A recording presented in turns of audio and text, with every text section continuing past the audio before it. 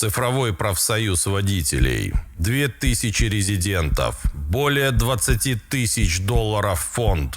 Присоединяйся. Мы своих не бросаем.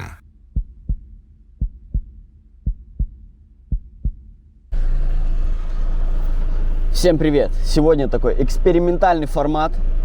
Тема видео без темы. Просто один день жизни дальнобоя в Скандинавии. Вот, поэтому начинаем смену в 8 утра. Поехали. Итак, ночевал я сегодня в кустах на такой вот площадке. И сейчас я расскажу, почему я сюда попал.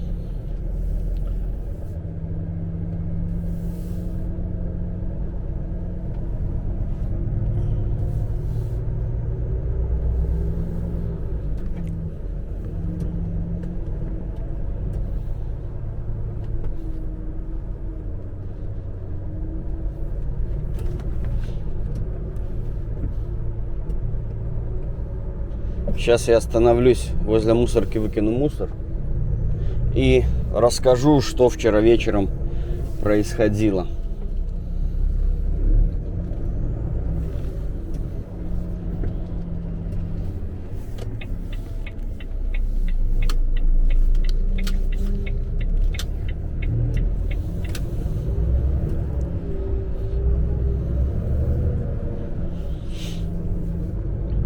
Вот. Вчера на границе Швеция-Норвегия, на Свинесунде, происходило что-то ужасное. И, значит, полетела система в экспедиции КХХ, или что там такое, точно неизвестно. Но факт в том, что они не работали. И на въезде в Швецию из Норвегии была огромнейшая просто пробка. Ну и простоял я где-то около... в сумме, может быть, 4-5 часов там. Вот такая вот фоточка. Ну и потом еще выл на Луну. Вот. Вот, а теперь выезжаем на шестерку, которая ведет нас в Мальмо. Да, я еду в Мальмо. У меня уже было видео одно Осло-Мальмо. Собственно, сейчас еду по такому же маршруту, с тем же самым грузом, с вонючим мусором. Да. Фартануло, как всегда. И вот вчера, то есть, я понимаю, что заканчивается время общее. Общее время максимальное у дальнобойщика 15 часов. И у меня это время заканчивалось в 23:00. И я понимал, что стоянок-то после границы нету.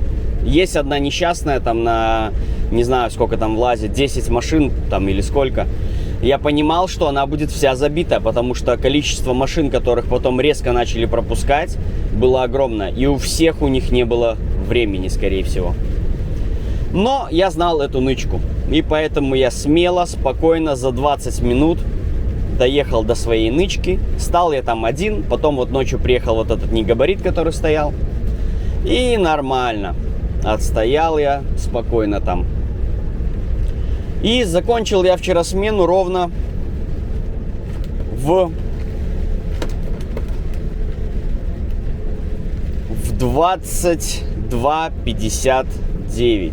То есть я вчера 14:59 отработал, получается. И теперь, что у нас сегодня ждет, непонятно. Выгрузимся в Мальмо. И какой будет дальнейший расклад, мне неизвестен. Но вот, ехать мне 420 километров. То есть на выгрузке я буду после обеда. Посмотрим, что нам придумают к выходным.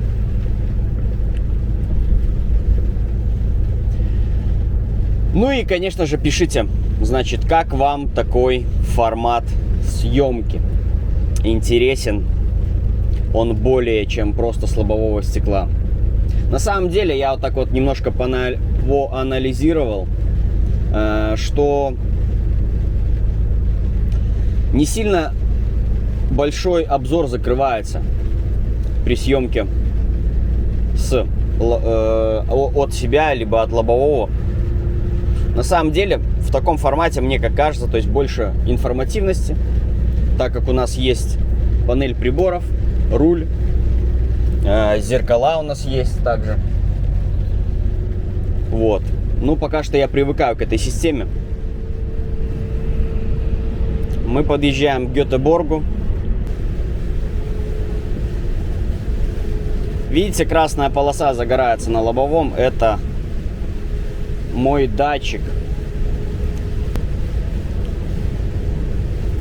Он выключается. Но он работает все равно, даже после выключения. Он все равно продолжает работать. То есть, если вы будете очень быстро приближаться к впереди едущей машине, то он начнет подавать звуковые сигналы.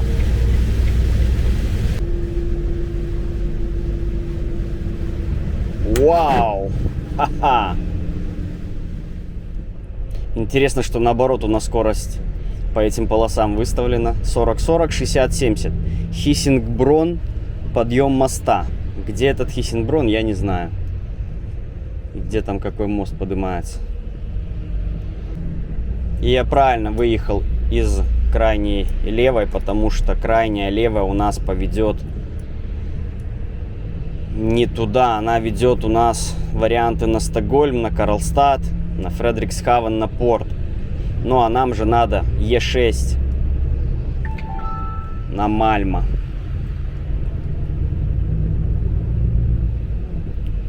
То есть две вот эти полосы сейчас, средняя и правая, ведут в нужном направлении. Ну и говорят, так пободрее немножко едет. Но я думаю, ненадолго. И здесь вот при подъезде к Гетеборгу лучше вот оставаться, как я, в этой полосе, в средней, не в правой. Потому что проезд будет по правой стороне. Сейчас впереди. Через светофор. А вот эта полоса, в которой я еду, она у нас по прямому поведет нас по дороге.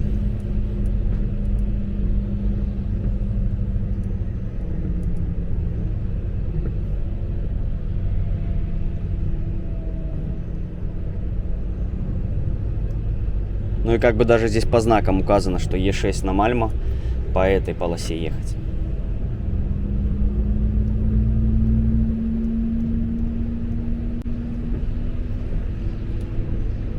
Вообще не люблю я большие города и проезд по ним. На них хорошо кататься, по ним, точнее, хорошо кататься там на отцепленной, на одном тягаче или на легковой машине, да, но не на грузовике с прицепом. Мне больше нравится так по таким вот, по горным, по узким, где меньше машин.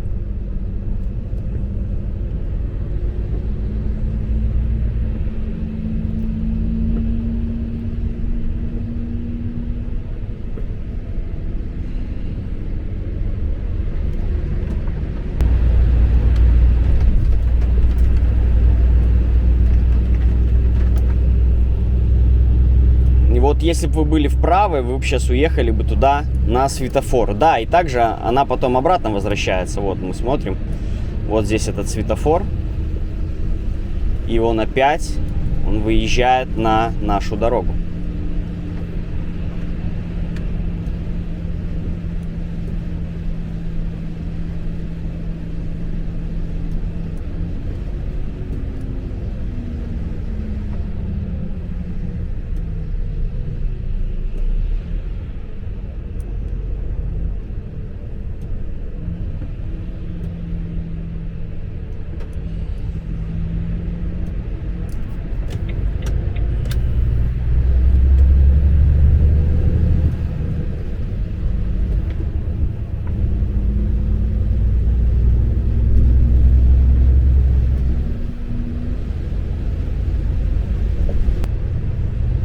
Деревянная горка. Интересная такая.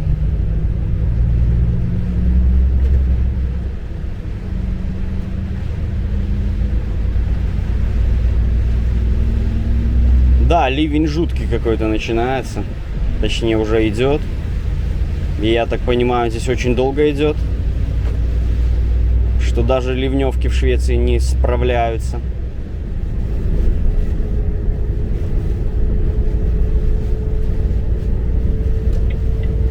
Здесь уже можно и побыстрее поехать.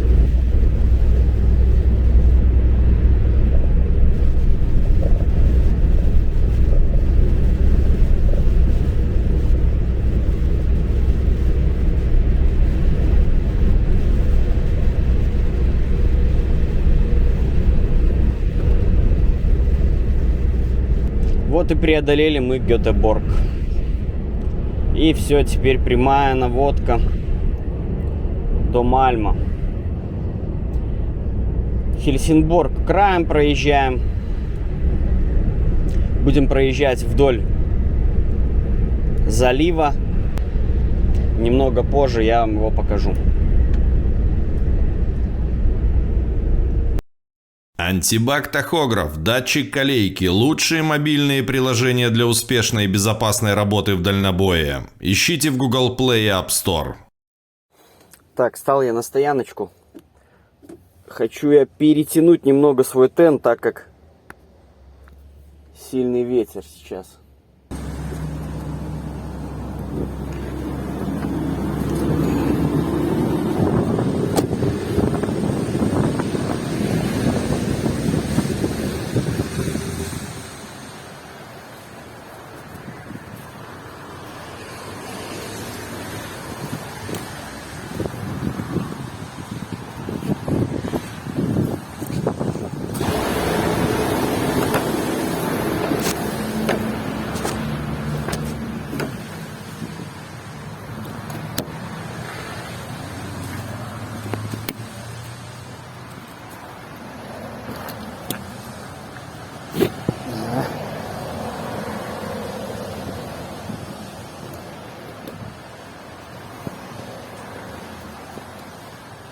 Да, когда все мокрое, конечно, это неудобно делать.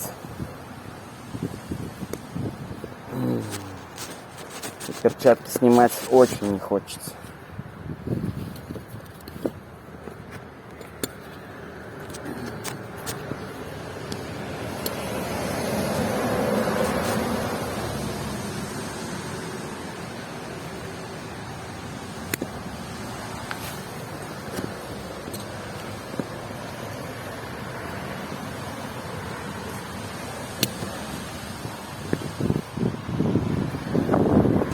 Зато теперь уверенно можно ехать в любую непогоду.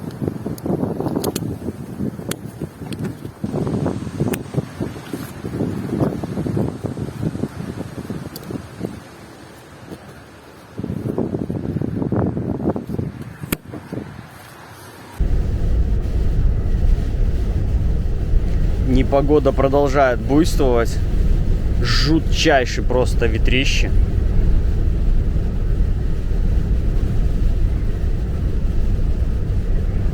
Волны, я не знаю, видны вам или нет от моря.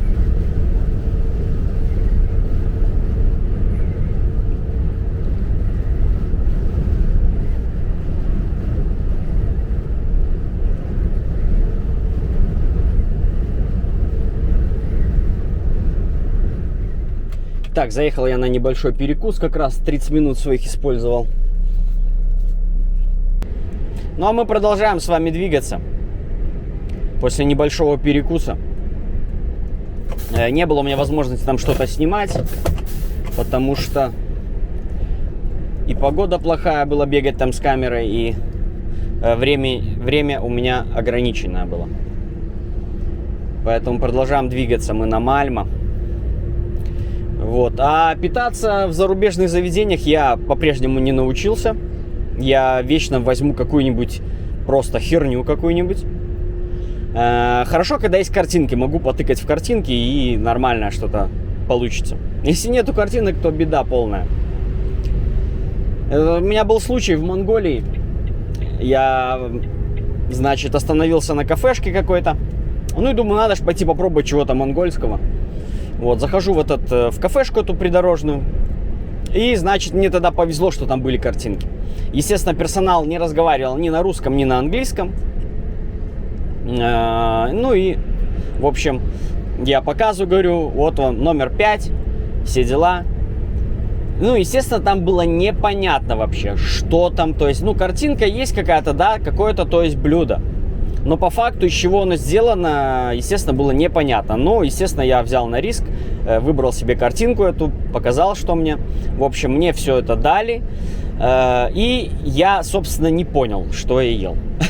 Не сказать, что это было супер что-то там вкусное, но я списал все это на то, что вот, мол, я попробовал монгольское блюдо. А из чего оно было сделано, мне до сих пор неизвестно. Ну и как бы я и не хочу знать, наверное. Вот. Так и здесь я сейчас взял суп. Значит, был в стоимости 11 евро. У меня была тарелка супа и блины. Общая стоимость производства этого всего, по факту, да, если бы я, например, это купил где-то что-то в магазине, сам там сделал, это бы мне стоило бы в 2 евро максимум. Потому что блины, я покупаю упаковку таких же блинов за 3 евро, там 10 блинов. Здесь было 2. Суп такой, это, например, я как-нибудь покажу, из чего он был сделан. То есть это был гороховый суп, и еще туда была нарезана обычная самая дешевая вареная колбаса. Естественно, стоимость этого супа 1 евро, это максимум. Ну вот, в ресторане я отдал за это все дело. Еще сок яблочный, разбавленный водой, да, забыл сказать. Ну и кофе. В кофе, так как я не гурман, поэтому я... Ну, для меня он был обычное какое-то кофе, непонятное. В общем, это все стоило 11 евро. Вот такой вот перекус. Итак, вот мы и подъезжаем к Мальме. Шведский город на берегу. И 6 километров мне остается до выгрузки. Конечно, в такую погоду не то что выгружаться и работать не хочется, но что поделать.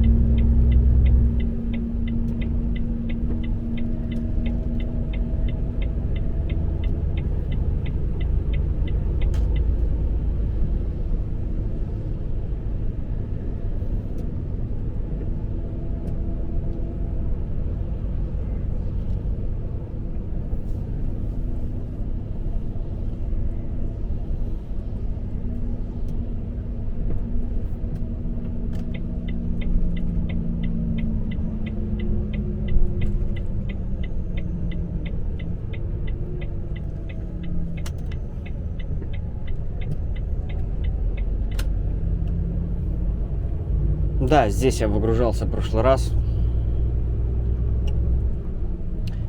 Это было летом, задание мне не нашли. В первый день я простоял сутки на заправке «Циркуль», которая была сейчас с левой стороны.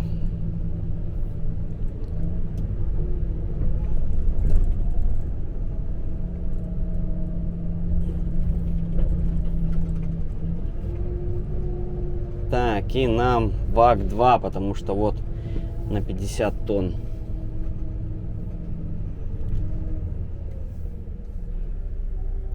А может и ВАГ-3. Нет, наверное, все-таки ВАГ-3 нам надо. Потому что здесь маленькие весы у нас.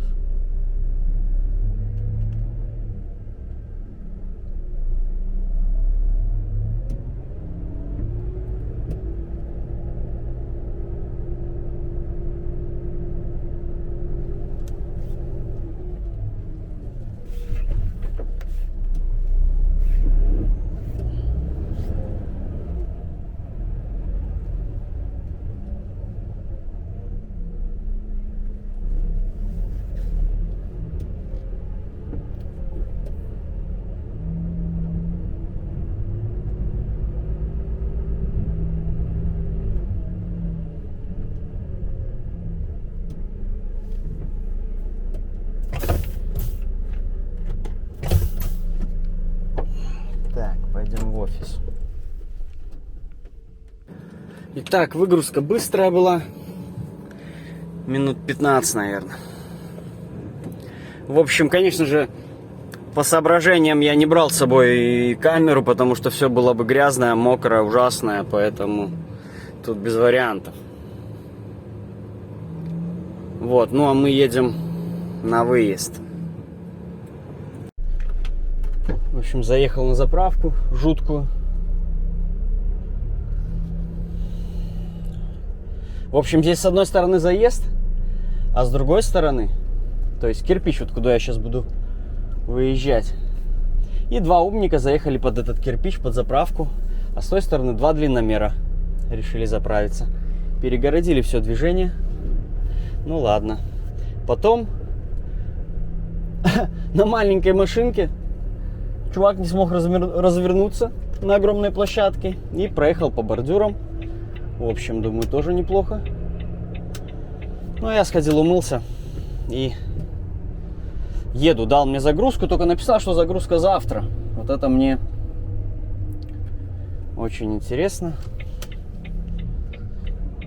Он мне скинул 3 загрузки, я уточнил, все загрузки завтра или нет. То жду пока ответа. Ну, а пока поедем в сторону 100 километров до первой загрузки.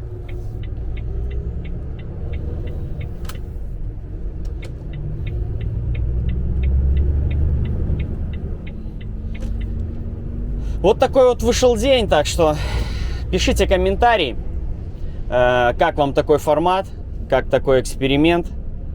Вот. А с вами был Федор. Всем удачи, до новых встреч, пока.